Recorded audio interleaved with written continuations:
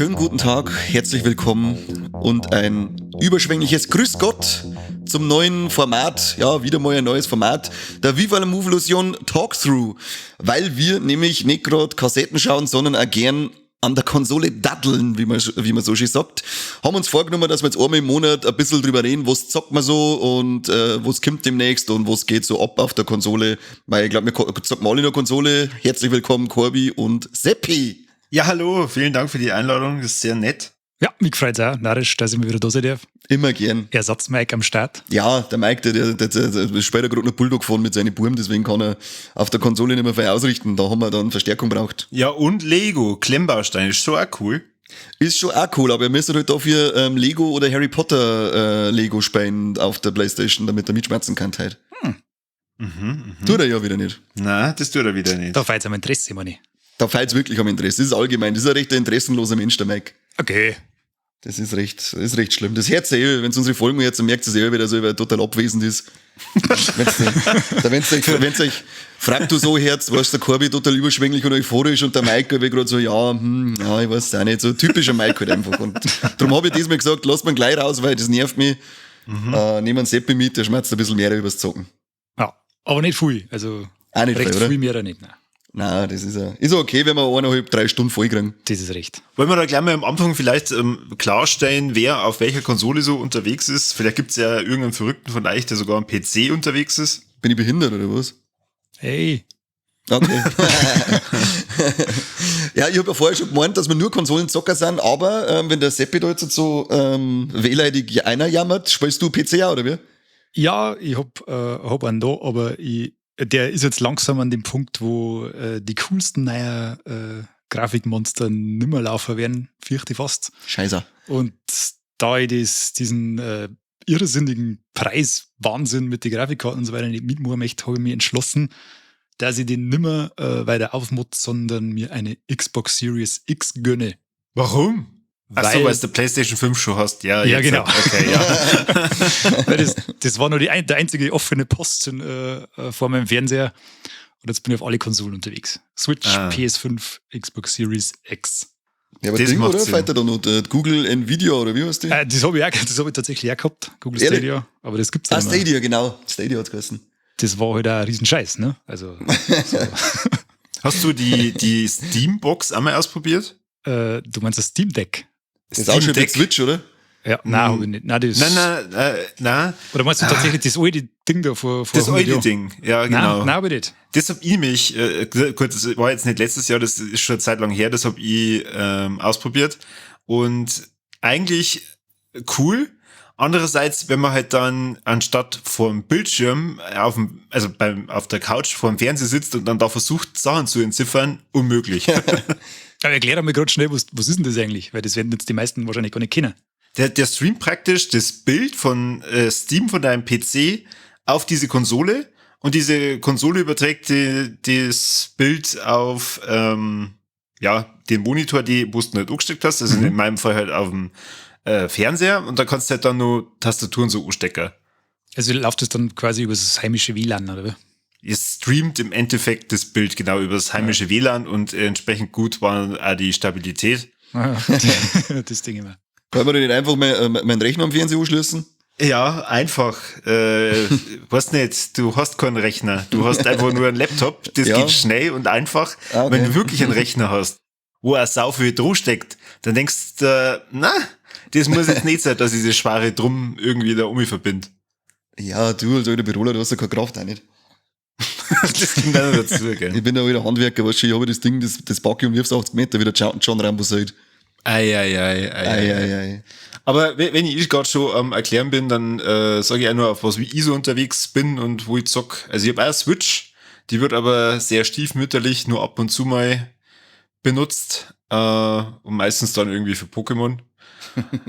Ansonsten spiele ich eigentlich wirklich hauptsächlich auf der Playstation. Du spielst auch schon auf der 5er, oder? Ich spiele auch schon auf der 5er, dank Seppi, der mich gezwungen hat, auf seiner PS5 irgendwas zu zocken, und da war ich verliebt. Schande. Das war Ratchet Clank. War lecker, ja. Da hat's mich gleich gehabt. Ja, und ich spiele aber auch tatsächlich ab und zu. Sehr selten, aber ab und zu mal am PC. Entweder wenn ich irgendwelche Blizzard-Spiele spiele, also so Heroes of the Storm oder so, wenn ich tatsächlich mal wieder gefragt werde, ob ich mit jemandem zocken will. Oder wenn ich irgendwas spielen möchte, wo ich nicht allzu viel Zeit reinstecken will und dann cheaten möchte. Naja, bevor ich es vergiss, ich habe noch was vergessen. Ich habe VR-Brillen im Hause.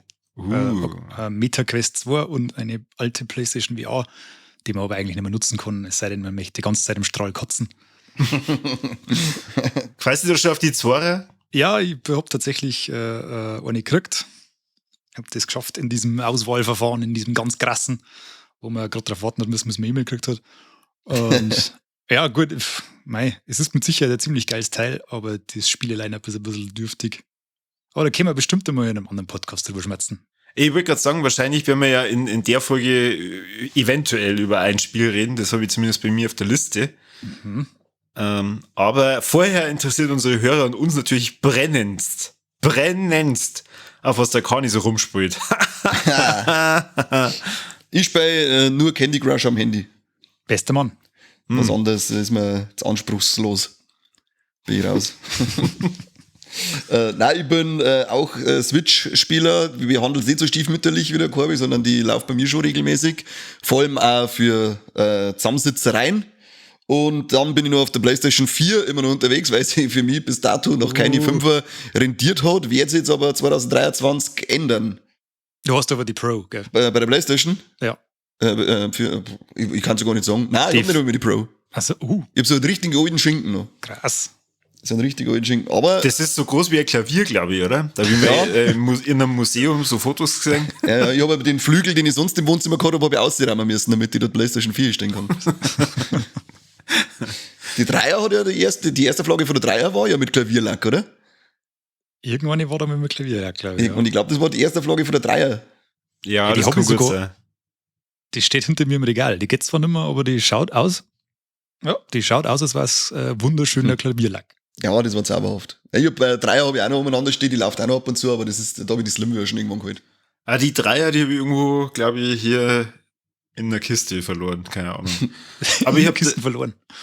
Ich habe noch so viele ungespielte PlayStation 3 Spiele, deswegen stehen bei mir alle Konsolen noch umeinander. Auch der Gamecube, den habe ich letztes Jahr wieder mal auspackt, wenn wir mal kurz auf 2022 zurückblicken, was wir so gezockt haben, ist er wieder mal zum Einsatz gekommen, weil ich endlich einmal das Resident Evil 4 spielen wollte. Und das habe ich dann auf dem Gamecube durchgezogen. Ja, und ich finde, der Gamecube ist so eine Evergreen-Konsole, den kann ich anschalten und es ist einfach immer noch geil. So geht's mir mit dem Super Nintendo, ehrlich gesagt. Ja, die sowieso. Ja, Der da wird hab ich einfach auch- nicht schlecht. Nein.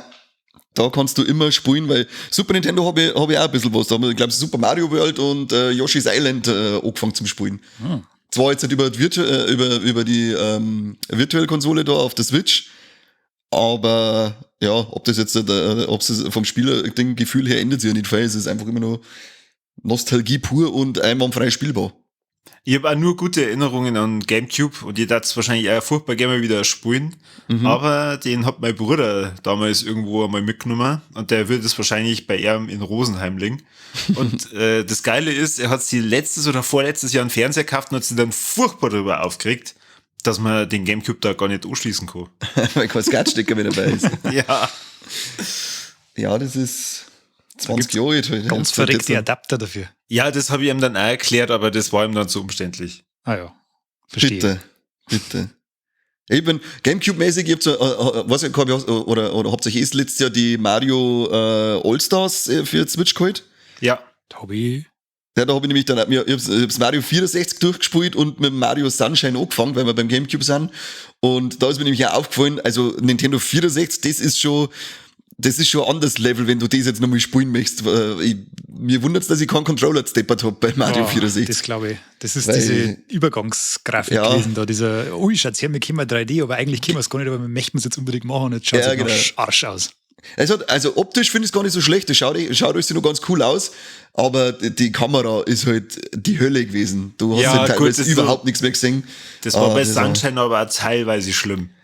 Ja, aber wenn du zuerst 64 spielst und dann gleich mit Sunshine weiter, dann merkst du, dass das auch schon wieder ein riesiger Quantensprung gewesen ist.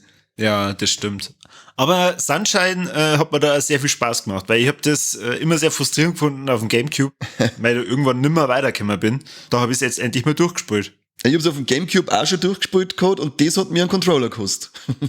Ja, das dämliche Yoshi-Level. Ich weiß nicht mehr bei welchem, aber Obst. Oh, fuck. Da hat es einen Rage Quit gegeben, Blackout, ich weiß nicht mehr bei welchem Level das war. Ich bin erst nach einer Stunde wieder wach geworden und der Controller war hier. Grausam gewesen, grausam, ja. Ja, aber das heißt, wir steigen jetzt direkt ein was haben wir letztes Jahr so gezockt? Genau, lasst mich mal hören, so, was habt ihr letztes Jahr alles so laufen lassen? Das mich und vielleicht auch den einen oder anderen Hörer interessieren. Was zockt Viva la Moveillusion? Also ich habe jetzt hier gerade vor mir eine richtig geile Liste, weil in der PS-App, also in der PlayStation-App, wird ja immer richtig cool gezeigt, was man da so gespielt hat. Da ist mir aber jetzt gerade noch eingefallen, weil ich mir dann gedacht habe, naja, irgendwas habe ich auf der Switch ja auch gezockt. Und ich habe letztes Jahr tatsächlich mal mit Animal Crossing angefangen. What? Ist das was? Habe ich noch nie davor gespielt. Ja, nicht. In dem Monat, wo ich das wirklich versucht habe, jeden Tag zu spielen, hat es schon Spaß gemacht, aber es hat sehr schnell sehr, wie soll ich sagen, Nimmer Spaß gemacht. geistige Grenzen. Nein, geistige Grenzen. Die sind bei dir relativ. Also, habt ihr beide schon mal gespielt? Also, du, Seppi, wahrscheinlich schon. Na, tatsächlich habe ich Animal Crossing nie als echtes Computerspiel angesehen und immer eher belächelt. Nein, es ist ja kein Computerspiel, es ist ein Videospiel. Entschuldigung, Telespiel. Ist das nicht sogar das erfolgreichste Spiel 2022 oder 2021 gewesen auf der Switch? Mit Sicherheit. Oder Glaube eines, sofort. oder so eines allgemein der erfolgreichsten, weil ich glaube, die haben Vollgas von der Corona-Pandemie profitiert, dass die Leute halt dann daheim so eine Simulation spielen wollten, die halt dann auch noch ein bisschen in dieser Knutschoptik ist. Ich glaube, das hat eingeschlagen wie eine Bombe. Ja, ich hab das auch gespielt, weil es halt all die ganze Kosten aus voll gut zum Abi kommen. Also so praktisch, wenn man einen richtig langen Arbeitstag gehabt hat und dann das spielt, das ist dann wie Urlaub. Und ich hab mich jedes Mal aber furchtbar darüber aufgeregt, anstatt dass ich mich da entspannt hab, wenn ich mir dann gedacht hab, ja fuck, jetzt muss ich da wieder einen Fisch fangen und ich kann das einfach nicht. Jetzt muss ich da schon wieder die blöde Insel aufräumen.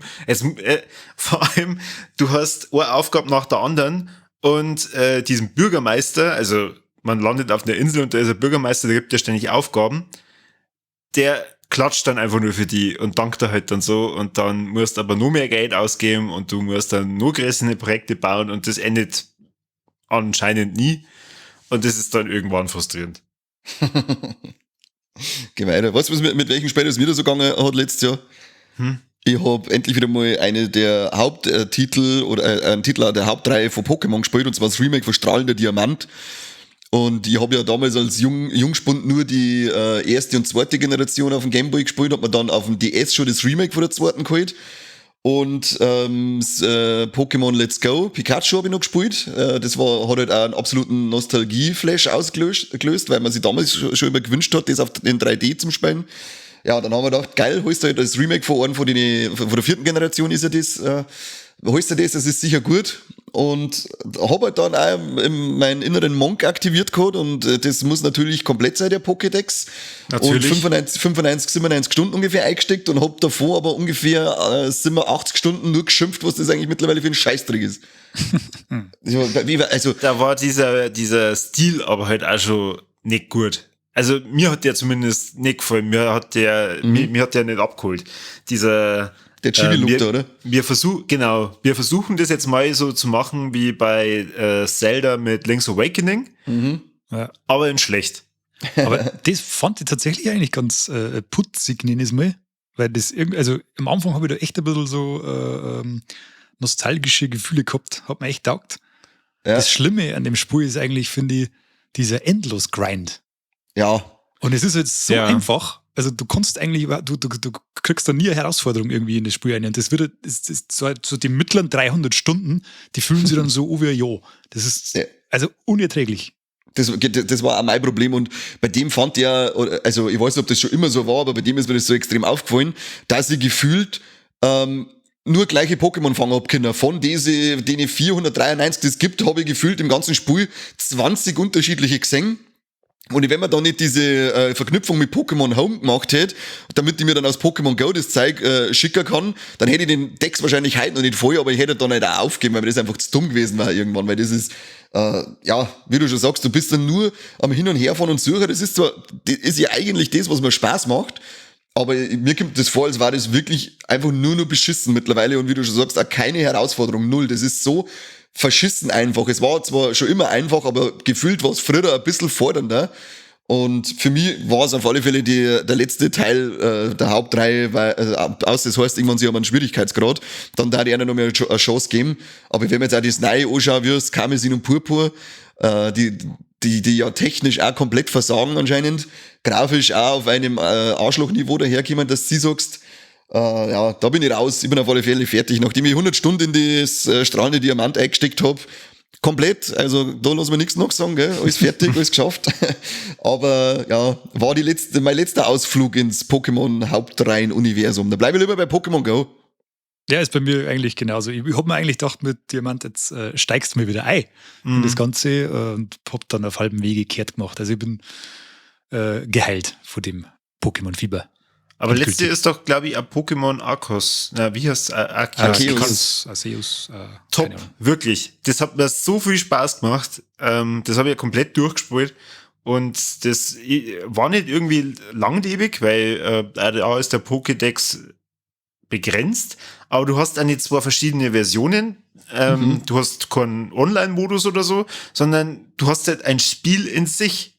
Und das auch noch mit einer angefangenen offenen Welt, und das hat mir echt Spaß gemacht. Also das war mal was Neues in Pokémon, mit einem Stil, wo ich mal gewünscht hätte, da hätten sie einfach so weitergemacht, und so hat es ja am Anfang auch ausgeschaut, dass das die neuen Teile werden, aber da habe ich keine 10 Minuten ausgehalten. Also das... Ja, das Arceus, da die, wenn dann nur spielen willst, was du mir ausleihst, dann da die sagen, dann gib ich mir Chance und spiel's. Aber ansonsten, wie gesagt, bin ich erst einmal geheilt davon. Das Einzige, was ich immer noch regelmäßig spiele, das mache ich mit einem Kumpel. Da haben wir uns auch Nostalgie-Heroinspritze gesetzt, und jetzt Mal, wenn wir beieinander sitzen, wird 5 Stunden lang Pokémon New Snap gespielt. Habt ihr das so gut? Also man macht das voll.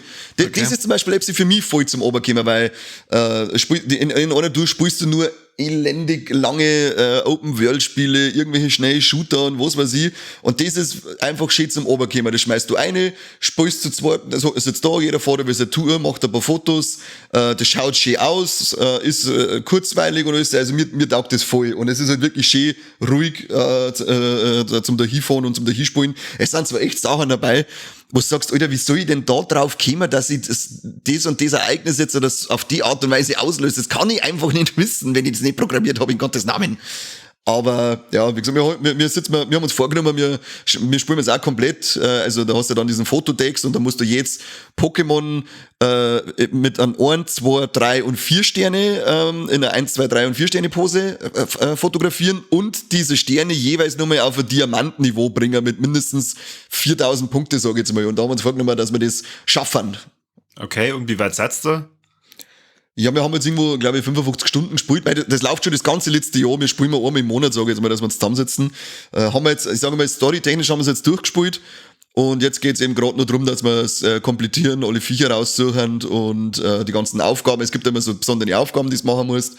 Das machen wir jetzt immer nebenbei, immer wieder ein bisschen dahin. Okay. Aber mir macht Spaß, ich habe das auf Nintendo 64 schon geliebt und spiele ja ab und zu noch eine mit der Virtual-Konsole auf der Switch. Finde ich auch noch geil. Da kickt bei mir immer so dermaßen die Nostalgie, dass ich sage, da kann ich über alles hinwegschauen, weil ich sofort wieder ein kleiner Bub bin. Seppi, was spielst du so zum Obi-Kämmer? Momentan tatsächlich Cyberpunk 2077. Zum Obi-Kämmer? Tatsächlich, ja. Ach, Kim. Ja, gut. Du hast anscheinend das Spielprinzip nicht verstanden. ich hab das Ding 2020, glaube ich, war's. Da habe ich eine Komplettlösung dazu verfasst, wie es rausgekommen ist, und bin da durchgerusht wie ein Irrer. Und das war jetzt zu diesem Zeitpunkt auch noch unfertig wie Sau. 1000 Bugs gehabt und war echt nervig. Und dann habe ich das Spiel erstmal mit einem verachtenswerten Blick zur Seite gelegt. Und dann habe ich mir gedacht, diesen Dreck, den klang ich nie wieder an. Und irgendwann so nach fast 2 Jahren ist ja die Edge Runner-Serie rausgekommen auf Netflix, die ziemlich geil ist übrigens. Oberwelt, ja. Und die CD Projekt Red hat einiges an Nacharbeit geleistet bei dem Teil. Und mittlerweile kann man es wirklich gut spielen. Ich habe mir es dann auf der Xbox Series X nochmal besorgt in einem Sale. Und seitdem daddel ich da eigentlich immer gern so auf Nacht so mal eine halbe Stunde oder eine Stunde dahin und mache halt viel so von dem ganzen Nebenkram und schau mir die Wälder so ein bisschen an und fahre so ein bisschen spazieren und das ist ein Mist. Also nicht so wirklich, ich stecke da nicht wirklich viel ernsthafte Energie ein, dass ich mal ein möglichst geilen Bild oder sowas mache, sondern daddelt da einfach nur so ein bisschen. Und da ist es eigentlich echt entspannend dann. Ab so einem bestimmten Punkt bist du halt so mächtig, dass da eigentlich nichts mehr vor Herausforderungen stehen kann und dann kannst du nur noch gemütlich durch Night City datschen. Stellst du dir mal vor ein Gebäude oder an der Brücke, schaust du mal die Leute zu. Ja, tatsächlich kraxel ich da oft auf Dächer und schaue dann so in die Ferne. Schauen wir da die. So wie Spider-Man. Ja, genau, so mache ich das. Ja, Spielewelten können sie ja gestalten, das haben sie mit Witcher schon. Ja, auf alle Fälle. Eindrucksvoll bewiesen. Das einzig Traurige ist halt irgendwie, das schaut halt echt alles ziemlich geil aus, aber es ist halt eigentlich nur eine hübsche Kulisse. Also es ist halt wesentlich weniger irgendwie interaktiv wie die meisten anderen Open Worlds haben, mit Ausnahme vielleicht von Assassin's Creed Valhalla. Entschuldigung. Super, habe ich gehört. Super soll das Ja, so Evergreen, kannst du immer wieder spielen. Das ist wie Super Mario World. Das werden sie in 30 Jahren, wenn sie es noch spielen, wird sagen, so müssen Spiele funktionieren, so müssen die ausschauen. Ja, Da stecke ich gern 150 Stunden ein, damit man in einer Monk die Platin-Trophäe holt. Das war so schlimm. Grausam. Das war die Hölle. Ja, ich war da echt kurz davor, dass man lieber Pulsar dann aufschneidet, als dass ich da weiterspiele. Das Jahr soll ein neuer Teil rauskommen, gell? Ja, Zwei Mirage. sogar, oder? Also, ja, ich weiß Oder es sind nicht genau. insgesamt sogar 3 angekündigt? Mindestens. Also das Mirage, genau, das ist ja das, was Back to the Roots geht, oder? Da wollten sie wieder so in die Richtung Assassin's Creed 1 und 2, Faye aufs Schleichen und so weiter. Ja, genau. Das Da die begrüßen. Du bist dann quasi bei 7 von Valhalla. Ja, und genau, bist jetzt. Du bist dann in Bagdad 1800 irgendwas oder sowas, glaube ich. Weiß nicht mehr die Zahl genau. Und machst wieder einen auf schleichender Meuchelmörder. Und das Das ja war sogar eigentlich- interessant für mich. Ja, das habe ich mir auch schon gedacht. Das habe ich sogar auf meiner Vorschauliste drauf für 2023, weil das schauen wir, glaube ich, schon einmal an. Es soll ja deutlich kürzer sein und kompakter und so weiter. Und das, glaube ich, tut dem Ganzen sehr gut. Sehr gut, Weil die sehr gut, ja. sind ein bisschen ausgeartet in den letzten Jahren. Ja, und das andere, das spielt ja, glaube ich, dann im feudalen Japan, oder? Das aber Ja. wieder so, das dann eher so Action-Adventure-mäßig sei, so wie die letzten Assassin's Creed-Teile. Das mit zwar da vom Genre her abschreckt, aber vom Setting her schon wieder voll an die Eier hat, weil Japan, in Japan, das war halt voll geil, das war voll meins. Ganz ehrlich, wenn dir das Setting taugt, dann spiel Ghost of Tsushima. Ist Ja, mega das geil. muss ich auch noch. Das muss ich mal. Das ist eher auf der To-Playliste. Heute Und die ist der ungefähr Video genauso gesehen. lang wie der. Wie machst denn du das eigentlich? Weil sagen wir mal, du hast ja... Wer ist denn du jetzt gerade? Ja, Kani, Mr. Kani. Dass der Seppi, wenn er ein Spiel anfängt, das ist mit einer hohen Wahrscheinlichkeit, zumindest von der Grundstory her, durchspielt, das weiß ich schon. Aber nach was für einem Prinzip suchst du dir denn da immer Spiele aus und wie viel schaffst du in einem Jahr tatsächlich? Ich wollte vorher noch die Stundenzahl auslassen für PlayStation, aber das ist jetzt irgendwie anders, als es im vorletzten Jahr war. Jetzt habe ich das nicht raussuchen können, aber ich kann sagen, dass ich 2021 irgendwas zwischen 1000 und 1500 Spielstunden auf PlayStation 4 und Switch gehabt habe, aber da sind die PlayStation 3 noch nicht drin. Also ja, 1500 Stunden. Läppische meinst du? Läppische. Ja. Ja, läppische, lächerliche. Für das stehe ich normal gar nicht auf, aber ja, war ein ruhiges Jahr. Wie machst du das von der Auswahl her? Weil eigentlich gefühlt, dass du immer gern alles spielen. Ja, auf alle. Ich bin ich habe ja, mein Pile of Shame von Spielen ist ja genauso groß wie die Pile of Shame bei Filmen. Weil kaufen da mal alles, aber was wir schaffen, das sehen wir dann schon. Und dann kaufe ich mir halt die Spiele, die mich wirklich richtig interessieren, wie jetzt zum Beispiel God of War war so oder Metroid Dread, das sind also die Spiele, die spiele ich dann gleich. Oder zumindest dann, wenn ich das letzte, was ich gerade gespielt habe, fertig gemacht habe, weil das habe ich mir irgendwann einmal angewohnt, dass ich alles, was ich anfange an Spiele, mache ich fertig und dann spiele ich das nächste, weil ich habe irgendwann einmal 25 angefangene Spiele rumliegen gehabt und keins durchgespielt. Das hat mich dann so genervt, dass ich das jetzt nicht mehr tue. Und ja, dann kommt halt das noch raus, dann sage ich da mal uns im selben 10er alles und dann und dann stehen sie halt im Regal, während dann ein bisschen aussetzen, damit ich weiß, die sind ungespielt. So quasi die Schuld aus dem Regal, die immer wieder so. Ja, genau, die jetzt, wenn ich vorbeigehe, schreien sie mich an, Loser. Musst wieder arbeiten gehen, ha? Kannst mich nicht schnell durchspielen, ha, du Trottel. Ey, wirklich. Dann habe ich auch noch so Idiotenspiele, die ich irgendwann einmal geschenkt gekriegt habe, die mir nicht wirklich taugen. Das hebe ich mir dann immer auf, wenn irgendjemand miteinander was durchspielen möchte, dann sage ich, ach, da habe ich was Tolles, da schon her. darf dann mein Gast immer mehr da spielen als ich. Ja, das habe ich das Jahr auch schon, letztes Jahr auch mitgekriegt, wo der Chris, der uns bei der Kamera geholfen hat, bei der Halloween-Folge, dann danach Schäfer Kani noch den einen oder anderen Boss bei Hollow Knight besiegen hätte sollen und das sogar gemacht hat. Und Das dann, war aber nicht wer gespeichert, hat dann- einfach ausgeschalten? Du hast einfach ausgeschalten, Der oder? Seppi, meine Ich? ich. Nein, der Seppi war So das, ist ja. der nie da. Ja, freilich. Ja, und dann ohne zu speichern einfach abschalten, war super. Toller Ja, ich Moment. möchte das selber schaffen. Ich möchte es doch selber so schaffen. Hollow Knight. Da kommt ja heuer der neue Teil, gell? Hollow Knight Silk Note, oder wie Ja, heißt kannst du der? gleich Ja, mal die gibt's- nächsten 1000 Stunden reservieren. Ja, richtig. Da gibt's aber Ja. noch kein Release-Datum, oder? Irgendwann 2023, aber das Datum steht, glaube ich, noch nicht genau fest, aber ja. 1000 Stunden darf ich reservieren und 3 neue Controller kaufen. Das hat mich nämlich schon fein nerven gekostet. Haben wir letztes Jahr Metroid Dread durchgespielt, oder? Seppi, Das habe ich mir jetzt was- davor auch gerade gedacht. War das letzte Jahr oder war das noch ein Jahr davor? Ich bin mir gar nicht mehr sicher. ich weiß auch nicht mehr genau, wann wir das durchgespielt haben. Das war auf alle Fälle sehr schön. Das ist auf alle Fälle ein Highlight, ja. Also wenn wir das letzte Jahr gespielt haben, dann ist das eins der 22er Highlights gewesen. Wenn nicht, dann ist das ein Honorable Mention. Genau.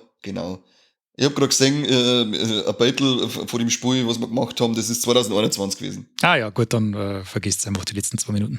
Ja, genau. Halt's ein Maul.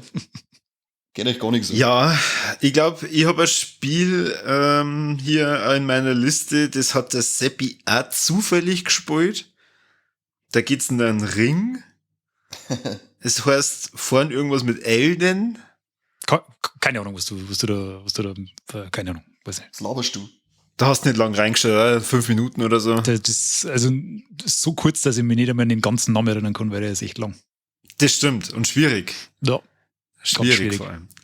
Ja, nein, wir haben ja da sogar extra Folge drüber gemacht. Also das heißt, da müssen wir jetzt nicht so ausschweifend drüber reden. Ihr könnt euch gern die einstündige Folge darüber anhören auf Steady, die der Seppi und ich dazu aufgenommen haben. Eine Tortur. Die Folge oder das Spiel?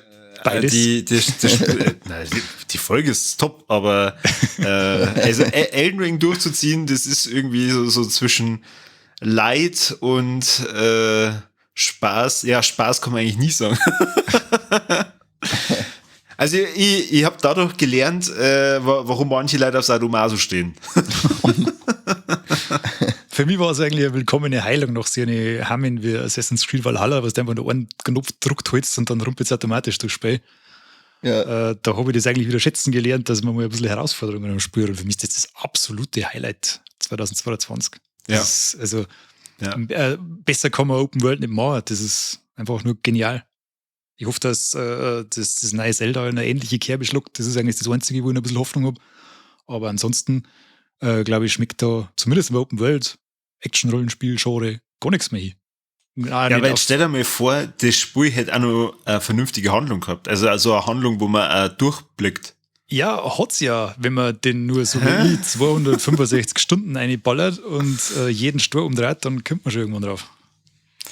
Das sagt Das erzählt sie ja nix, durch gell? die Umgebung, oder erzählt sie die Geschichte? Ja, ganz viel durch Umgebung, Ja, durch ja, Gegenstände. total eindeutig. Ganz eindeutig ist die Ja, aber Geschichte, ich ja. habe Tests drüber gelesen, da habe ich auch gelesen, dass man muss halt wirklich seine Nasen überall einstecken, was man findet, und dann erfährt man erst einmal, was das für eine Story ist, die dann auch noch ziemlich gut sein soll. Ja, und vor allem, du hast wieder die ganzen Nebencharaktere und die ganzen, in Anführungszeichen, Nebenquests, weil die ist so richtig Nebenquests sind sie ja nicht, das sind ja die ganzen Quests, die es gibt, die haben halt auch verdammt schwer zum Finden. Also die haben, das ist nicht irgendwie so ein Questmarker irgendwo, sondern du musst einfach die Welt erkunden wirklich und dann findest du das an. Dann findest du geheime Gänge in Unterwelten, die dann nochmal so groß sind wie die ganzen Karten, und das dann zeigen. Also du wirst wirklich für deine Neugierde in dem Spiel belohnt. Auch wenn es oft ziemlich schwierig ist, von A nach B zum kommen. Aber da steckt wirklich ganz viel drin, dass man, weiß nicht, auch nach 50, 60 Stunden hat man das noch nicht im Ansatz erfasst irgendwie. Also das ist also, ja, wie gesagt, hört euch den Podcast an, was wir aufgenommen haben. Ja, genau, halt einmal jetzt. Labert die Leute, die unsere 8000 Steady-Abonnenten sagen, was ist jetzt mit dir? Das habe ich schon alles gehört. Wenn ich wusste, dass ich das da umsonst kriege, hätte ich das aber nicht gemacht. Wie schon stark. Ich hab letztes Jahr endlich mal das Ding gespielt, Horizon Zero Dawn, wenn wir gerade bei Open World sind. Echt? Du hast Ja. angefangen, oder was? Ich hab's durchgespielt auch, aber nur die Story dann, weil es hat mich genervt. Das Was? ist dann, ja, ich weiß nicht, das hat mich einfach nicht abgeholt. Aber ich glaube, ich bin da auch ein bisschen so geschädigt, weil ich davor so viel Assassin's Creed gespielt habe und irgendwie ist die Open World da, dann ist es zwar ganz cool mit dem und die Geschichte ist auch cool und alles, aber es ist trotzdem einfach das Gleiche wie die anderen 0815 Open World Spiele aktuell da jetzt nicht immer waren. Sammle da ein bisschen was, Säuber da die Festung. Das hat mich so sehr an Assassin's Creed erinnert. Zwar besser, aber trotzdem hat es mir halt einfach nicht mehr so richtig abgeholt in dem Moment. Das hätte ich vielleicht vorher Assassin's Creed spielen müssen. Ja, das ist diese Standardformel einfach. Das ist so schade, wie es ist bei manchen Spielen wie bei dem zum Beispiel, aber das ist einfach, wenn du da 1, 2, 3, 4, 80 gespielt hast du einfach irgendwann keinen Bock mehr. Es ist mir mit Dingen, mit Dying Light 2 zum Beispiel auch gegangen, das ist ja um den Dreh da rum rausgekommen. Das hat auch ganz coole Elemente gehabt, so vom Gameplay her mit dem ganzen Parcours-Zeug und Zombies vermöbeln. Aber diese ewige Fragezeichen, Aufdeckerei und Ja, genau. Blödsinnsaktivitäten und also da war nicht einmal die Story wirklich gut. Da hat eigentlich wirklich nur das über die Dächer springen und mit Zombies rauf Spaß gemacht. Und das, da wirkst du da ab nach 50, 60 Stunden, da wirst du da wahnsinnig. Ja, da habe ich den ersten Teil oder den habe ich geschenkt gekriegt und ich bis jetzt halt einfach kein Elan, dass ich sage, das schmeißen wir jetzt einmal rein. Na, lass das brauchst du nicht. Du versammst nichts. Aber, also, ich muss kurz zumindest Horizon Zero Dawn verteidigen. Das ist 2017 rausgekommen. Also, sogar, da muss ich sagen, ich glaube, das ist sogar nur früher rausgekommen. Und für die Zeit war das schon echt geil. Beide Spiele, die ihr gerade genannt habt, sind später gekommen. Schämt's euch. Also, ja, stimmt, ich war jetzt da drauf, dass du den neuen Teil gespielt hast. Ich hab das jetzt. Nein, im Abo war so Horizon umsonst drinnen, da habe ich es mal ausgelassen, weil mir hat es ja an sich schon nicht wirklich gezogen. Ja. Und da, weil eben der zweite Teil gekommen ist und der so gute Wertungen gekriegt hat, habe ich gedacht, ja, dann spielst du jetzt mal den ersten Teil und wenn es passt, dann holst du den zweiten gleich noch und dann machst du da so Horizon-Session. Aber ja, der erste Teil hat mich halt dann nicht wirklich so abholen können, dass ich sage, der zweite kriegt mir jetzt auch nochmal 150 Stunden von mir. Ich bin aber relativ sicher, dass der zweite nicht recht viel anders ist von dem her. Also die Formel deswegen glaube ich jetzt genauso. auch nicht, dass ich was versammle. Und der steigt aber halt gleich wirklich in die Vollen ein. Also der, zumindest wo ich den angezockt habe, ist mir schon so vorgekommen, der erwartet schon, dass du den ersten zumindest kennst. Ja, weil da wird im ersten wird das ganze Worldbuilding und so weiter gemacht, ne? Und die ganzen, da ist doch auch irgendwie so ein krasser Twist drin oder sowas und den musst du halt irgendwie wissen, bevor du den zweiten Teil spielst, oder? So ist doch das irgendwie. Hilft's mir. Ja, richtig. Es wird zwar erklärt, aber im Prinzip kannst du halt dann auf den ersten Teil verzichten. Hätte ich gern gemacht. Ich habe mir letztes Jahr endlich mal die Crisis-Trilogie durchgekauft. Habt ihr das gespielt? Nein. Die habe ich immer irgendwie so links liegen lassen. Die habe ich immer so ein bisschen... Teil 2 und Teil 3, ich habe von Teil 2 und damals bei Release, habe ich mir mal die Special Edition gekauft, die ist, was weiß ich, fast ein Meter hoch, da ist ein Rucksack drinnen und eine Figur und was weiß ich, voll geil, fettes Ding, fettes Steelbook drinnen und hab's nie gespielt, weil ich halt wieder meinen inneren Mann gehabt und sage, ich muss erst einmal in Teil 1 spielen, aber der war ja der ist ja ganz lang exklusiv nur für den PC gewesen. Und der ist entweder letztes Jahr oder vorletztes Jahr ist der für Switch dann auch rausgekommen, dann habe ich meinen ersten Teil auf der Switch eingeballert und dann Teil 2 und 3 noch nachgeschissen. Und ja, das war, also Teil 2 ist, finde ich, richtig mächtig gewesen. Teil 1 ist ja wegweisend damals gewesen. Sagt man aber heute auch noch warum. Teil 3 ist dann leider, finde ich, ein bisschen so ein 0815-Shooter gewesen, aber an sich eine coole Trilogie, die kann man sich auf alle Fälle mal eintun. Das habe ich eigentlich mit Bioshock vorgehabt das Jahr. Ich hab die Trilogie schon auf der Playstation gehabt und habe es mir dann schon Switch auch noch mal gekauft, weil bei der Switch ist das für mich irgendwie komisch. Da habe ich so Abende, da sitze ich vor der Switch und dann kaufe ich mir einfach Spiele. So, eins nach dem anderen. Und meistens irgendwelche so alten, die ich vor, keine Ahnung, 15 Jahren versammelt habe oder sowas. Die meine ich dann, dass ich alle nachholen kann und dann kaufen wir es alle. Mit Borderlands habe ich mir gekauft. Bioshock, das Resident Evil 4, Skyrim sogar schon mal. Und ja, natürlich komme ich zu nichts. Ja, Bioshock habe ich, glaube ich, dann 3/4 den ersten Teil nochmal gespielt und dann war es das auch wieder. Ja, die habe ich durchgespielt, die 3. Da habe ich mir nämlich auch die Collection geholt und hab's dann mit einem Kumpel, es war dann immer so Samstagabend-Sessions mit 1-2 kühlen Getränken und dann Bioshock der Hit sagt und die sind echt sehr geil. Für sowas eignet sich das ja, aber die haben ja auch nicht so die Überlänge eigentlich, aber... Nein, die sind echt gemütlich, sie sind ja nicht bockschwer, dass du sagst, das kann ich jetzt nicht leicht bespitzt schaffen. Das geht, ist ziemlich, und auch wieder eine coole Story, geile Atmosphäre, geile Gegner und so, also mir hat die gut gefallen. Ich fand auch, dass das Gameplay noch ganz gut funktioniert eigentlich für das so alter Shooter Absolut, ist. Ja. Das ist bei weitem besser als manche andere Shooter, die das gleiche Alter haben, heute noch schaffen. Weil Ding habe ich gespielt, das habe ich mal irgendwann auch in so einem Self im Fünfer gekriegt, glaub's Call of Duty Ghosts. Und das habe ich dann auch mal eingeschmissen und das ist für mich, boah, ich mag ja sowieso keine Call of Duty und Battlefields, das nervt mich alles. Und dann habe ich halt das einmal, das noch da gehabt, aber gesagt, das spiele ich mal und das ist irgendwie echt nicht mehr schön gewesen zum Spielen. Du hast ja teilweise die Gegner von die Hintergründe nicht wegkennt, das war also ganz komisch. Soll ich abhauen. Ja, allgemein Shooter ist immer so ein Ding, vor allem wenn du dann auch noch online spielen musst und dann bist du mit den ganzen 12- und 13-Jährigen da drin. Das ist aber 18, die dürfen da gar nicht spielen. Wo du eigentlich am liebsten gleich am Anfang die Hand heben darfst und sagen, Entschuldigung, ich spiele das gerade zum ersten Mal, ich bin 30 Jahre alt, ich möchte halt eigentlich nur spielen und zack, bist du tot. Be gentle. Ja, das kenne ich. Ich hab das einmal mit einem Spätzl, wollten wir mal, oder haben wir mal ein bisschen online gespielt und dann gespawnt tot. Also ich schalte das sofort aus, weil sonst schlage ich die und dein scheiß Playstation und gehe oben und schlag den auch noch. Weil ich mich so viel aufgeregt habe mit dem Scheißtrick. Nein, da bin ich raus. Ich bin sowieso überhaupt kein Online-Spieler, das nervt mich. Ich mag da immer eher Story da spielen. Das kommt immer drauf an, wenn mir das Spiel auch einen Offline-Modus bietet, der mir auch Spaß macht, dann ist das nicht so schlimm. Ja, ich kaufe mir Spiele in der Regel nur wegen am Offline-Modus und der Story. Es gibt kein Spiel, das ich mir bis jetzt gekauft habe, weil ich sage, ich möchte das jetzt online spielen. Tatsache, ja. Bei mir, also bin eigentlich bei Elden Ring hat's mir zumindest geholfen, dass ich nicht 250 Stunden, so wie der Seppi einstecken haben müssen, sondern ich habe halt dann nur 60 oder 70 Stunden braucht. Eben nicht müssen, ich wollte das. Ich wollte das. Manche Spiele, die lassen uns das wollen. Wir haben wir zwar nicht letztes Jahr It Takes Two haben wir letztes Jahr auf alle Fälle durchgespielt. Ja, das habe ich auch gespielt. Das ist zwar von 2020, aber wir haben es erst letztes Jahr durchgespielt und ja, das war ein absolutes Highlight für mich, finde ich. Es war zwar manchmal ein bisschen zäh, aber das hat eigentlich mehr mit dem zum Tag gehabt, dass du so scheiße bist. Das Spiel an sich war schon ziemlich geil. Halt doch dein dummes Maul.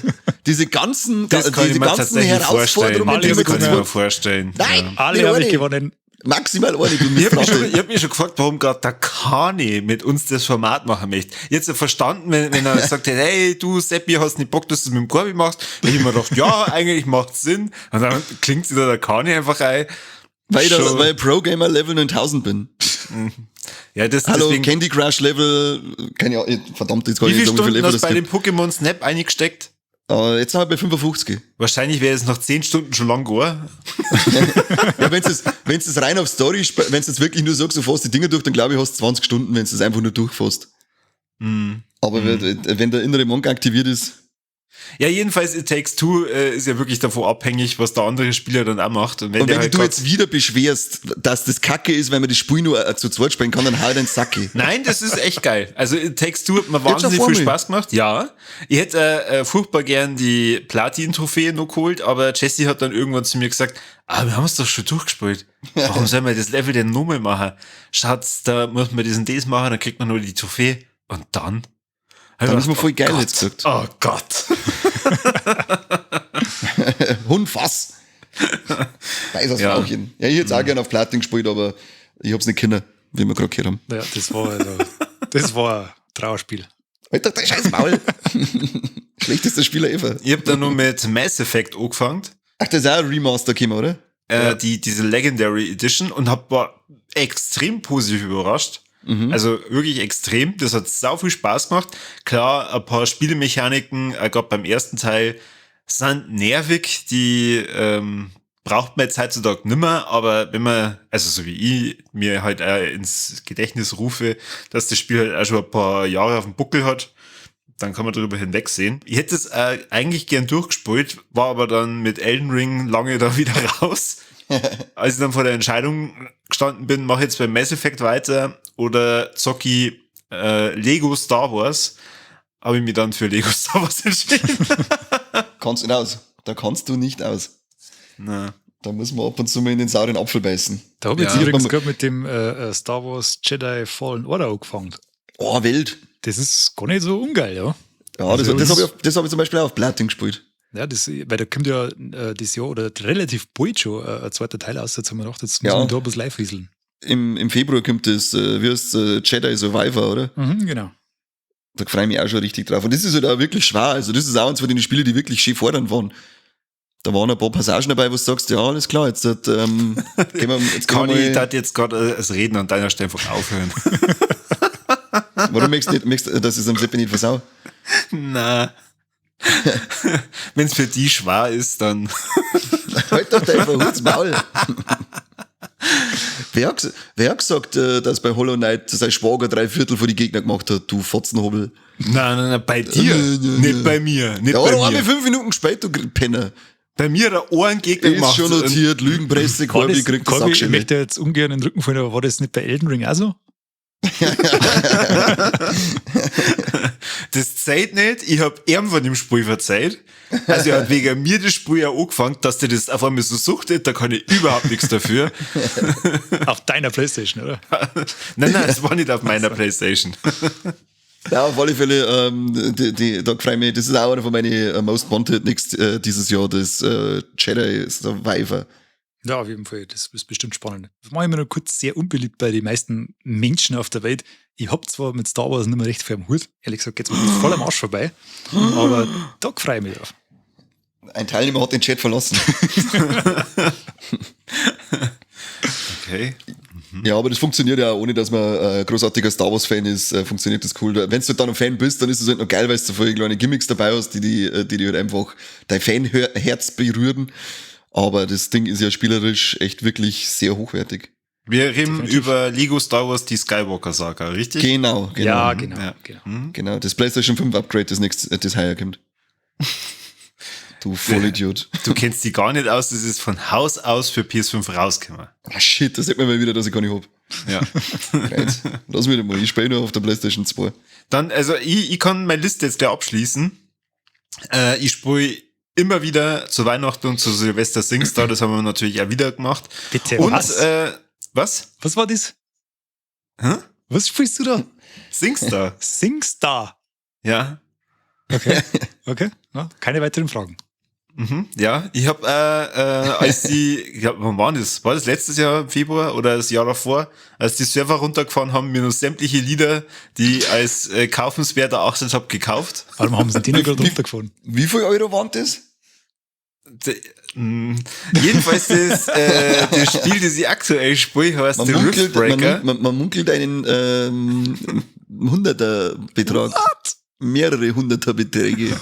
Also der Riftbreaker Spiel aktuell, es macht wirklich viel Spaß. Man ist da so ein Mädel, das in einem Roboter sitzt, glaube ich, oder ein Roboter steuert irgendwie so.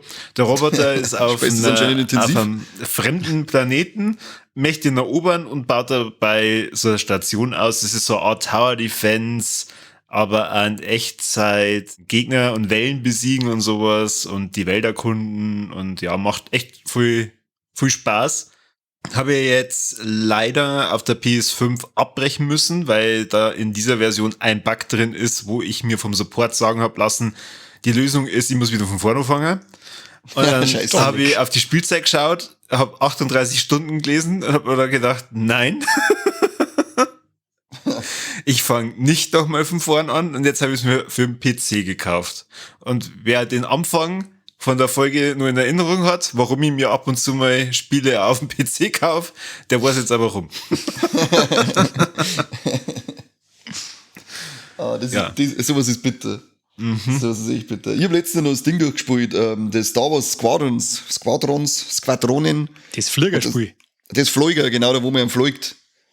Das hat es auf Nintendo 64 und auf dem Gamecube hat es insgesamt 3 Teile gegeben, das habe ich früher auch geliebt. Die war aber irgendwie immer zu gestingert, dass es mal kauft für die PlayStation. Und dann war es wieder mal gratis drinnen. Dann war doch das Holster und ja, ist geil. Umeinander fliegen und scheißen. Piu, piu, piu. Geil. Gab's da nicht auf dem Gamecube irgend so eins? Ja, genau. Na, da gibt's das Star Wars Rogue's Garden 2 und 3. Wie?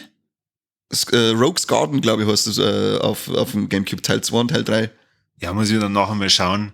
Da habe ich auch ein Star Wars Spiel gehabt, das habe ich nie fertig gebracht. Wirklich. Da waren so 3, 4 Missionen drin. Also entweder ich habe einfach das Spielprinzip nicht verstanden, oder es war einfach bei mir auf mega schwer eingestellt, keine Ahnung, oder mein Controller war kaputt. Das ist auch schon vorgekommen. Das habe ich als sehr frustrierend in Erinnerung. Ja, irgendwas, ich glaub, bei einem, da bist du, am Ende ist das so ein Todesstern, Mission, glaube ich, gewesen. Und die, glaube ich, habe ich auch nie geschafft. Die müsste die sogar noch mal reinschmeißen, weil das, glaube ich, habe ich nie geschafft damals. Ich kann mich nur noch an die ganz alten da erinnern, am Super Nintendo, ich glaube, was war das, Empire Strikes Back oder so? Ja. Und die ganz alten PC-Spiele, und die waren alle kackenschwer, weil die zum Teil da einfach scheiße waren. Also so richtig schlecht. Und dann war das halt einfach eine totale Tortur. Das ist so die einzige Erinnerung, wo ich an alte Star Wars-Spiele habe. Ich glaube, ich meine Rebel Strike. Rebel Strike, genau, das Ja. ist, glaube ich, der dritte. Das ist, glaube ich, der dritte Teil von der Skaden-Reihe. Der war arschschwer. Der war echt schwer. Und leicht random. Also die ganzen Missionen, die haben auch nicht irgendwie zu einem Teil passt. Und ja, weiß ich nicht. Ja, das war doch damals alles so ein Lizenzkack einfach. Na, aber die waren, der schmerzt der Korbi ein Krampf, weil der war schon gut. Der war schon gut. Der Das war hat schon gut. Hat schon Spaß gemacht. Die waren spielerisch gut, die haben grafisch damals auch gut ausgeschaut. Ich glaube, ich war so das erste, also beziehungsweise Teil 2, aber der erste Teil, der auf dem Gamecube gekommen ist, glaube ich, sogar vom deutschen Studio entwickelt worden. Haben die Factor 5 geheißen, kann es sein? Das kann sein. Ich weiß es nicht mehr. Und die waren, damals war das so richtige Grafikpracht, war das. Ja, die Grafik war geil. Also das, was man da gemacht hat, das hat schon Laune gemacht. Aber Du bist doch auch mit dem Speederbike auf Endor-Rennen gefahren und so. boah, Mist. furchtbar. Voll Ja, geil. stimmt. Mehrspielermodus zu zweit Speederbike-Rennen fahren, war Weltklasse. Boah, zum Kotzen, ja. Du bist zum Kotzen. Du bist zum Kotzen. Nein, Kim, du. geh her. 1, 2, 3 nicht mehr dabei geimpft. Was? Ja, oder leider kommen wir. Was geimpft? Okay, gut. Ja. Habt ihr einmal das Fall Guys gespielt? Nein. Ja. Das ist also geil bescheuert. Das habe ich nämlich jetzt dreimal auf der Switch runtergeladen. Und das lasse ich einmal wieder, wenn es ein bisschen zusammensitzt, zum Nebenbei spielen, ist es echt spaßig, das Scheißding. Es ist Du zwar, bist so cool. es darf Weißt zwar so viel Geld aussacken. 100 Jahre nachdem es gehypt worden ist, fängt er an, dass er spielt. Ja, weil es auf der Switch erst später rausgekommen ist. Ja, was soll ich denn da? Was soll ich machen? Aber es ist auf alle Fälle lustig, aber es mehr hat man so viel Geld aus der Tasche rausziehen, damit ich irgendwas besser ausschauen kann, aber Ja, das ist mir nicht beim echten Leben wert, deswegen lass es einfach. Aber das ist spaßig, wenn man mit ein paar Leuten, vor allem wenn es Leute dabei ist, die nie zocken, und dann gibt's, da habe ich es jetzt mal einen Tag oder dann drücke ich am Controller in die Hand und er war durch, weil er schon mit dem Spielen nicht klarkommt und dann mit dem wuseligen Vollgeist noch weniger und dann schießen sie dann wieder sonst wo hin. Das war ganz lustig zum Anschauen. Ja, das ist echt geiles Spiel.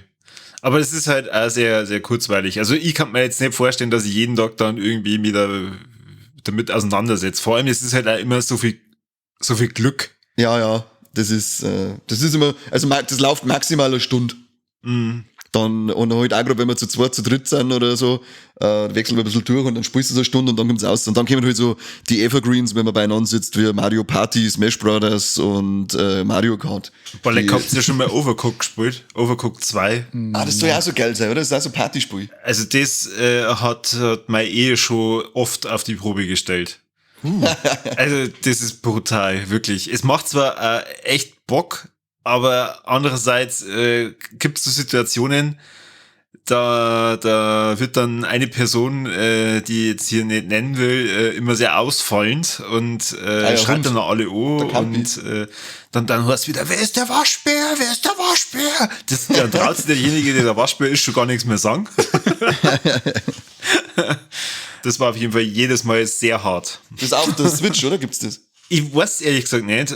Ich kenne es jetzt hauptsächlich von der PS4. Ah, okay. Und erst im Zweier ist so ein Online-Modus mit dabei, weil wenn man das zu viert spielen will, was ja durchaus Sinn macht, dann ist es natürlich um einiges bequemer, wenn man das auch online dann pärchenweise spielen kann. Ja, das habe ich schon öfter mal gesehen und habe mir immer gedacht, ich muss mir das jetzt auch mal schnappen, weil das echt witzig ausschaut und so kleine kurzweilige Partyspiele mag ich voll gern. Ja, und wenn du halt vorher nicht drüber redst, wer macht was oder so, sondern jeder macht irgendwie alles, dann verlierst du halt am meisten. Ja, das passt schon so. Die Absprache, die ist genauso behindert wie Leute, die bei Mario Party auf Karten schauen. Krieg einen Vogel. Was tust du denn jetzt? Ja, ich schau auf Karten. Ja, warum? Ja, ich schau, wo der Stern ist. Halt nicht ums Maul und schau, dass du spielst, du Vollidiot. Was soll denn das? Ich schaue auf Karten, weil ich schaue mich, wo der Stern ist. Ja, weil so halt Mongos sind. Was soll denn der Scheißdreck? Kein Mensch schaut auf Karten bei Mario Party. Wo sind wir denn? Ja, bei Mario Party ist das sowieso extrem random, weil am Ende gibt's ja immer irgendwelche Sterne. Und dann ist bei uns das schon ein paar Mal passiert, dass der Letzte auf einmal dann der Erste war. Das ist so mies teilweise, dass du echt durchdrehen kannst. Ja, da denkst du Oder dann, ey, für was spielen wir denn das eine Stunde? Oder dann, dass einer, der mit, was weiß ich, haushohen Vorsprung gewonnen hat und 5 Sterne hat und alle anderen, der zweite hat vielleicht 2 und dann kriegt der trotzdem noch die 2 Bonussterne dazu, dass er damit 7 Sterne gewinnt. Ich spiele das immer mit meinen Nichten und bringe ihnen bei, wie man verliert. Ich muss auch sagen, ich spiel ja am liebsten immer jetzt das Mario Party Superstars, meine ich heißt, oder? Ja, genau. Das mit die alten Spielbrette vom Nintendo 64 und Gamecube und mit die alten Spiele, weil das letzte, das, glaube einfach Super Mario Party geheißen hat auf der Switch, das, wenn du direkt vergleichst, die zwei, wir haben einmal den ersten Teil gespielt, also diesen Super Mario Party und dann den Superstars, dann brauchst du bei gleicher Rundenzahl die doppelte Zeit bei dem Super Mario Party, weil da so viel Zwischenanimationen drinnen sind. Das ist so nervig und also da kommt keine Spielfreude auf bei dem Ding, weil das so langzamer ist, dass es einfach keinen Spaß macht. Also immer auf das Superstars zurückgreifen. Das ist, da sind zwar auch ein paar Sachen drin, wo du sagst, das kann ich mir sparen, aber es ist zumindest zügiger als das letzte, was sie rausgebracht haben, weil das ist eine direkte Frechheit gewesen. Da gab's doch also eine Pokémon-Party, oder? Boah, keine Ahnung. Gab's da nicht so eine ähnliche, auch mit so lauter Minispielen? Das hätte ich gern wieder. Das war doch bei Pokémon Stadium, oder? Stadium? Echt, war das? Also ich weiß, dass bei Pokémon Stadium auf Nintendo 64 hast du einen Haufen Minispiele gehabt mit dem Carpador-Hupfer und dem Pipi, wo du was mehr kosten müssen, oder? Ja, super. Das hätte ich gern. Härtner und so. Also Nintendo hört wahrscheinlich gerade wieder mit. Natürlich. Wie immer. Und haben das hoffentlich aufgeschrieben. Ist ja, glaube ich, im Switch Online-Ding drin auf Nintendo 64 Pokémon Stadium. Ich bin mir jetzt zwar nicht sicher, aber könnte sein. Das war aber gut, das stimmt, die Minispiele waren super. Ich kann auf alle Fälle noch 2, die kann man relativ schnell abhaken, die noch hätte. Das ist ein bisschen ein Kontrast zu der knallbunten Nintendo-Welt. Kann ich mir meinen ersten Teil miteinander gespielt. A Plague Tale Innocence war das damals. Ah, schönes Ding. Letztes Jahr ist A Plague Tale Requiem gekommen. War nicht so geil. Also ich hab gehört, das soll vor allem am Anfang recht holprig sein, aber in der Mitte und zum Ende hier sie wieder fangen. Also am Anfang, da bin ich kein Bass, wenn er sagt, nach 1-2 Stunden den Scheißdreck hau ich wieder raus. Also das ist wirklich, das zirkt sie, also das ist ganz schlecht gemacht einfach am Anfang. Das ist, kommst ganz unschön in das Ganze rein. Und dann hast du eigentlich, es gibt ein paar gute Momente von der Geschichte und so weiter, aber das Kernthema, dass sie quasi, dass die Gewalt sie verändert und so weiter, das wird irgendwann einmal angefangen. Das ist dann ganz interessant, weil du merkst dann so die Veränderung von ihr und wie es mit dem Ganzen umgeht. Und dann wird das einfach fallen lassen und geht zum nächsten Teil über. Und hat halt dann einfach so erzählerische Schwächen drin, wo du echt denkst, boah, also ich weiß es auch nicht, so hätte man vielleicht ein zweites Mal drüber lesen sollen. Und dann hast du auf dem Gameplay nichts Neues. Das ist im Prinzip genauso wie der erste Teil. Ganz wenig Neuerungen, die aber wirklich nicht, wirklich das Kraut nicht fett machen, sage ich mal. Und dann ist es einfach, ja, viel zu lang. Viel zu lang wieder. Es hätte der erste Teil, glaube ich, weiß ich nicht mehr genau, knackige 10 Stunden gehabt oder so. Ja, irgendwie so, ja, das waren, also zwischen 10 und 15 vielleicht. Ja, und der zweite Teil geht locker auf die 20 zu und das ist halt einfach 10 zu viel. Definitiv. Ja, das ist dann blöd, weil auf den da ich mich nämlich schon gescheit gefreut auf den zweiten Teil, weil der erste, den fand ich echt stark, weil die Geschichte und die Stimmung von dem Spiel richtig stark umgekommen ist. Aber ich habe schon gelesen, dass vor allem auch die sie, wie haben sie geheißen? Amicia und Amicia, dass der ihr Figurenentwicklung, vor allem am Anfang hat es immer so Wutausbrüche und so ein Zeug und das soll total unpassend sein. Genau, und das genau wird aber so dann Gott sei Dank auf einmal fallen lassen.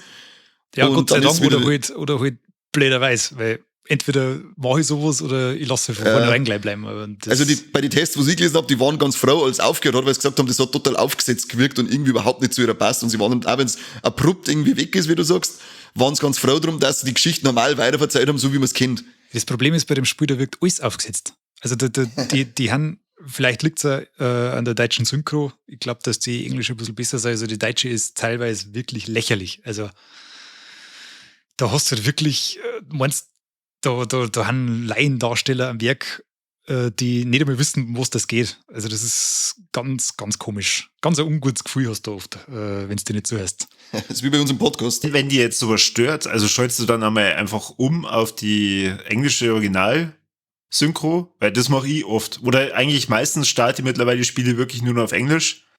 Es ist selten, dass so schlecht haben, ehrlich gesagt. Eisel. Ja, richtig. Dass ich endlich mal verstehe, über was die wirklich reden, weil Deutsch verstehe teilweise nicht richtig. Das ist wahr. Aber also es gibt wirklich manche Synchronstudios, wo ich mir denke, Alter, na, nicht wirklich. Wie kann man, also die machen gerade das Spiel einfach kaputt. Genau. Das ist bei Blacktail definitiv so. Und das ist echt schade. Aber wie gesagt, da gibt es noch andere Krankheiten an dem Spiel. Und du siehst das halt, das war zwar beim ersten Teil auch schon so, aber beim zweiten ist halt noch deutlicher, dass dieses Spiel aus jeder Pore The Last of Us schwitzt. Also das möchte einfach 1:1 das Spiel sein. Das ist ganz schlimm, finde ich. Also ich feiere The Last of Us 1 und 2 Vollgas. Das sind die allerbesten Spiele, die es jemals gegeben hat. Ja. Und im Prinzip ist Blacktail fühlt sich für mich immer so an wie Kopie von der Kopie von der Kopie. Das ist wieder Statt Schwammerl halt mit Ratzen. Genau. Was? Ja, klar, richtig guter Vergleich, passt. Ja, und da habe ich mir quasi selber eine Überleitung gegeben zu The Last of Us Part 1, dem Remake vom ersten Teil. Sehr das cool. Das hat locker, flockige, läppische 80 € gekostet zum Start. Nice. Das ist zu viel, da ich mal sagen. Das ist einfach wirklich schweineviel Geld für ein Remake. Man muss aber allerdings dazu sagen, das Remake ist fantastisch. Also die Animationen und so weiter, die haben nochmal ein ganz anderes Level wie vom ersten Teil. Das war damals schon immer super, aber jetzt ist es halt einfach wahnsinnig geil.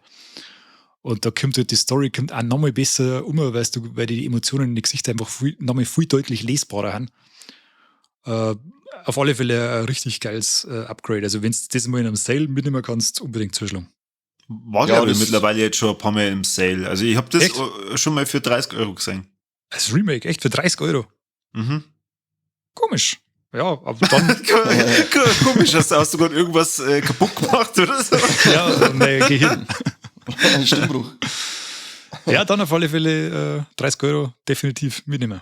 Ja, das ist nämlich auch einer von den Gründen, dass ich sage, PlayStation 5 rentiert sich schon langsam für mich. Und meine letzten 2 Spiele, die ich letztes Jahr durchballert habe, ist einmal das Final Fantasy Sim Remake, was mir auch sehr gut gefallen hat, aber ich war dann auch froh, als es gut war und habe dann einen Schlaganfall gekriegt, als ich gehört habe, das ist auf 3 Teile ausgelegt, dieses Remake, inklusive noch einen 4. Teil als Vorgeschichte, das ist ja alles klar. Aber ja, spielen wir das trotzdem, weil es war an sich cool. Und das Einzige, was mich da nervt, das ist für mich ein ganz komisches Kampfsystem hat, das hat mich ein wenig genervt, da brauchst du lang, bis du reinkommst, finde ich, und war für mich nicht sonderlich spaßig, das Kampfsystem, aber ansonsten Geschichte cool, Figuren cool, Grafik, war Final Fantasy sowieso immer ganz oben dabei. Freue mich mit einem halben Auge zumindest auf die neuen Teile. Und dann natürlich God of War 2. Auf 3 Teile? Ja, genau, also das Remake selber vom Teil Sim sind 3 Teile und dann gibt's, glaube ich, Rebirth, heißt es noch. Das war auf der PS Vita und das ist also ein Remaster jetzt rausgekommen, das ist jetzt die Vorgeschichte von irgendeinem Spätzl da, den haben wir, glaube ich, jetzt noch nicht gesehen beim ersten Teil, und dem Besen Sephiroth oder so heißt der. Das war erst im Dezember, oder, wie das rausgekommen ist? Ich glaube schon, ja. Das, ich habe es letztes Mal erst stehen gesehen. Da ich aber jetzt noch mit God of War 2 beschäftigt bin, habe ich es noch liegen lassen.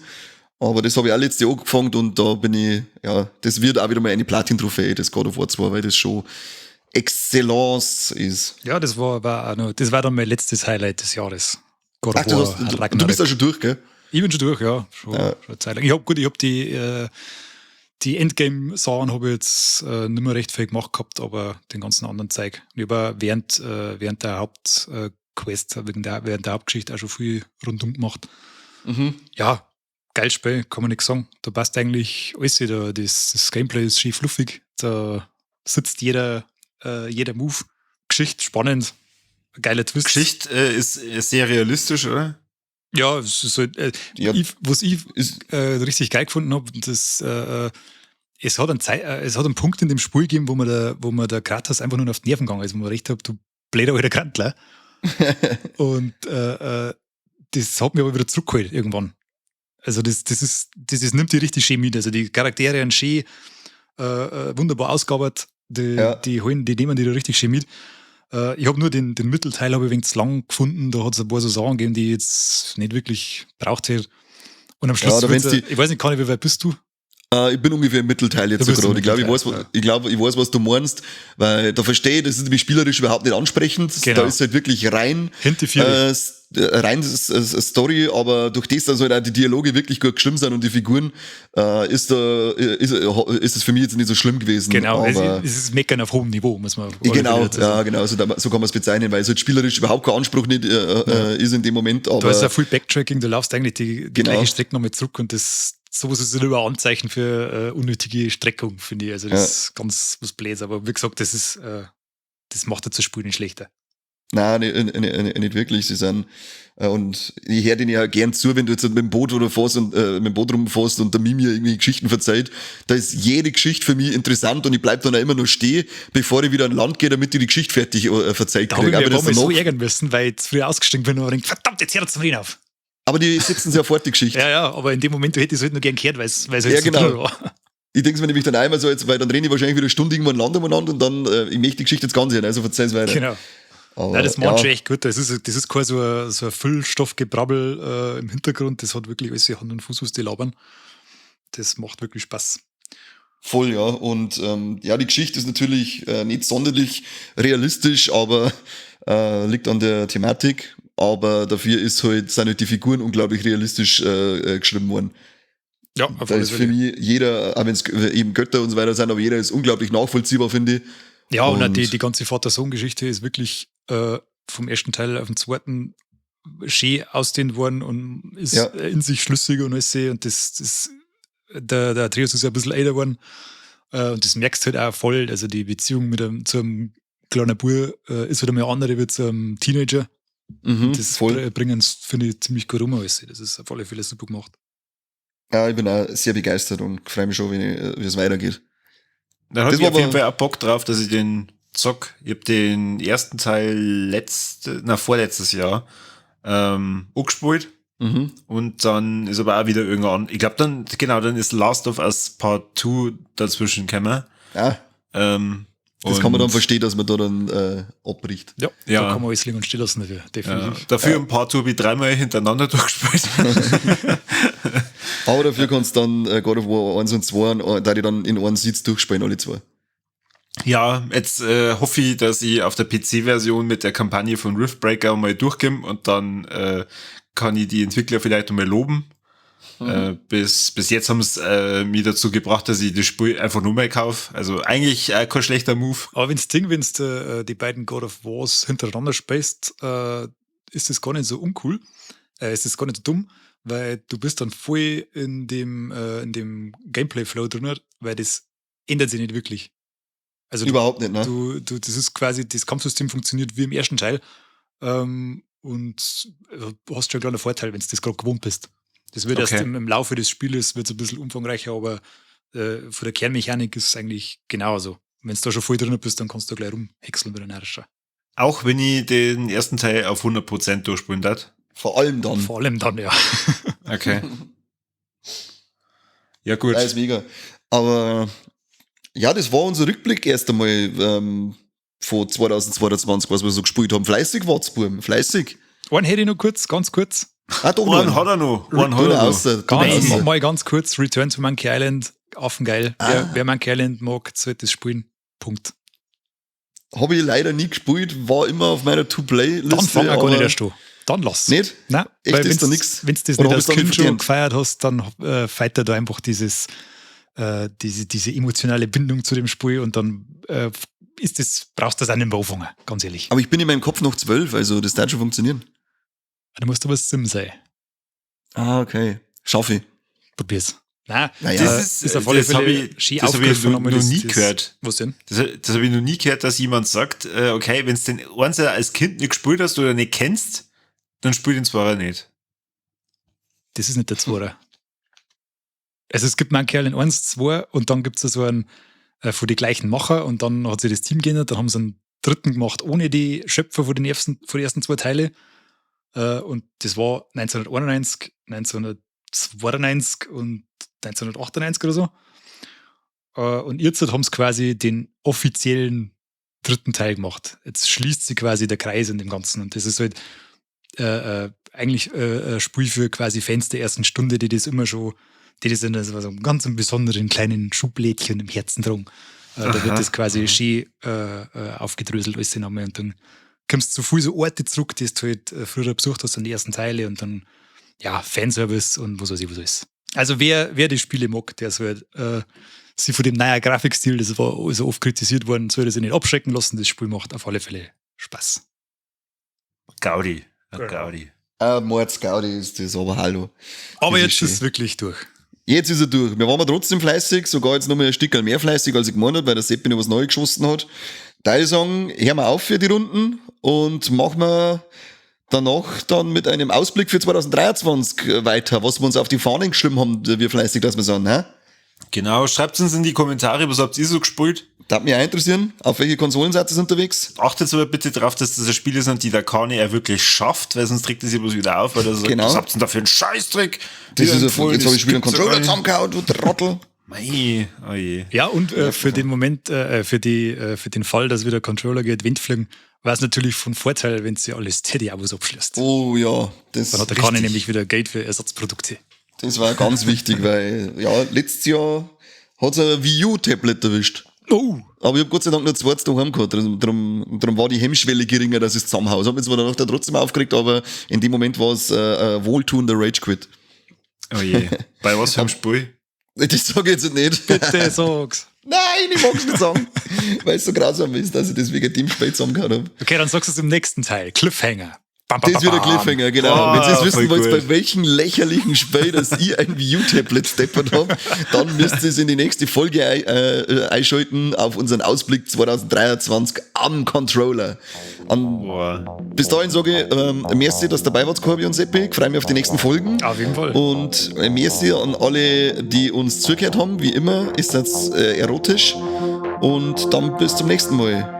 Beim besten Podcast der Welt. Nicht auf der Playstation. Vermutlich auf der Playstation. Später Was gibt es meinst du? sicher nur irgendwann eine Switch-Version. Ja, ja. Schauen wir mal, jetzt machen wir erstmal das PS5-Upgrade. Passt. Also dann, Hobadere. Bis dann. Ciao.